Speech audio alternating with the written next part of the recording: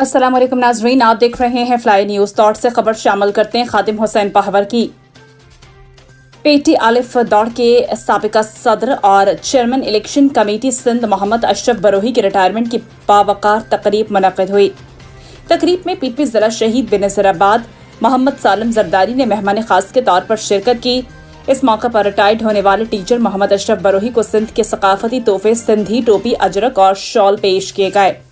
तकरीब से जिला शहीद बेनज़ीराबाद सदर मोहम्मद सालिम जरदारी ने खिताब के दौरान कहा कि 18 अप्रैल को Pakistan Peoples Party chairman Bilawal Bhutto Zardari की क़यादत में नए किरालों के खिलाफ अवामी ताकत का मुजाहरा करेगी, क्योंकि पानी की किल्लत के बायस सिंध की सरसब्ज जमीन बंजर हो रही है।